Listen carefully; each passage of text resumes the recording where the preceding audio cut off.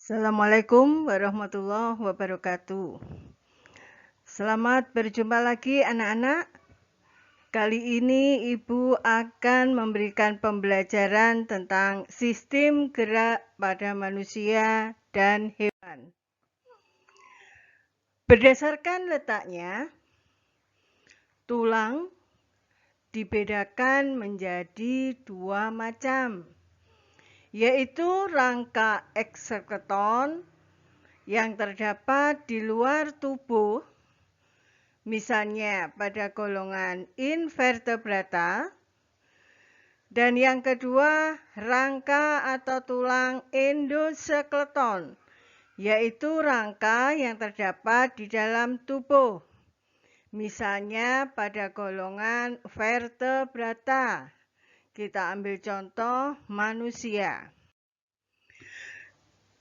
Gerak pada manusia dipengaruhi oleh rangka atau tulang dan otot. Keduanya ini akan bekerja bersama-sama sehingga akan menimbulkan gerakan. Fungsi rangka pada manusia memberikan bentuk pada tubuh dan menopang tubuh, melindungi organ-organ dalam, misalnya paru-paru. Merupakan alat gerak aktif karena rangka tidak bisa bergerak sendiri.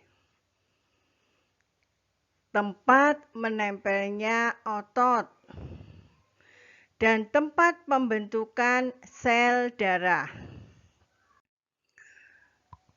Sedangkan berdasarkan bentuknya, rangka atau tulang dibedakan menjadi 3 macam. Perhatikan gambarnya. Yang pertama, tulang pipa. Tulang ini berbentuk panjang, biasanya terdapat pada anggota gerak. Kita ambil contoh tulang paha, tulang lengan atas. Yang kedua, tulang pipih. Tulang ini berbentuk gepeng, pipih biasanya lebar. Contohnya terdapat pada tulang tengkorak dan tulang belikat. Yang ketiga, tulang pendek. Tulang ini bentuknya tidak beraturan, pendek-pendek dan bulat. Contohnya terdapat pada tulang jari atau tulang belakang. Sedangkan berdasarkan jenisnya, tulang ini meliputi tulang rawan yang biasa kita sebut kartilago dan tulang keras yang biasa kita sebut dengan osteon. Nah, sekarang kita perhatikan cara-cara pengelompokan tulang kerangka manusia. Perhatikan betul, amati gambarnya. Pada pengelompokan tulang, tulang dibedakan menjadi 2. Tulang aksial itu meliputi seluruh tulang yang terdapat pada tubuh manusia kecuali anggota gerak, yaitu mulai dari tulang tengkorak, tulang belakang, tulang dada, sampai dengan tulang rusuk. Sedangkan yang kedua, tulang apendikuler, yaitu tulang yang terdapat pada anggota gerak atas atau tangan dan tulang anggota gerak bawah atau kaki. Nah, anak-anak, untuk menimbulkan suatu gerakan perlu adanya hubungan antar tulang.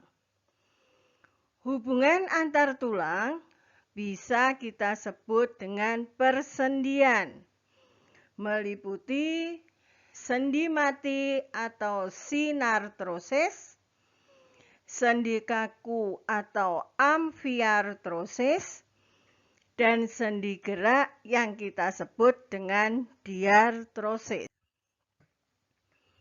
Yang dimaksud dengan sendi mati itu hubungan antar tulang yang tidak dapat menimbulkan suatu gerakan. Contohnya, hubungan antara tulang yang terdapat pada tengkorak kita. Yang dimaksud dengan sendi kaku yaitu hubungan antar tulang yang dapat menimbulkan gerakan tetapi sangat terbatas. Perhatikan gambarnya, ini ada gambar tulang rusuk dan taju pedang. Sedangkan yang dimaksud dengan sendi gerak atau diartrosis meliputi sendi peluru, sendi engsel, sendi putar, sendi pelana, sendi geser, dan sendi kondoloid. Perhatikan gambarnya anak-anak. Amati dan pahami. Nah, untuk menopang terjadinya gerakan, tadi sudah Ibu jelaskan, ada kerjasama antara tulang dan otot. Otot pada manusia meliputi otot polos yang kerjanya tidak kita sadari atau tanpa kita perintah, otot ini selalu bekerja. Otot yang bekerja di luar kemauan kita ini berkontraksi, berelaksasi dengan lambat. Terdapat pada dinding lambung, usus halus, pembuluh darah, dan organ-organ dalam kita lainnya. Lalu otot lurik yang bekerja atas perintah kita.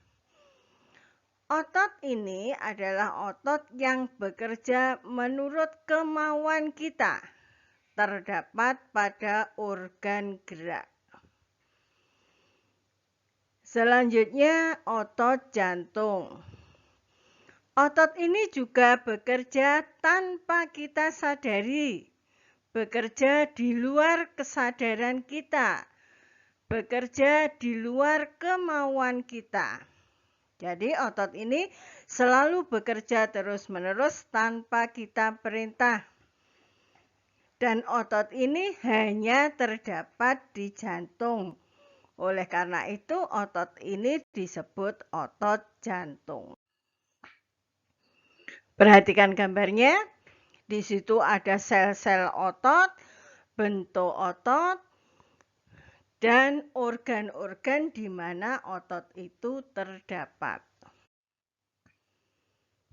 Nah, anak-anak, selanjutnya akan kita pelajari gerak pada hewan.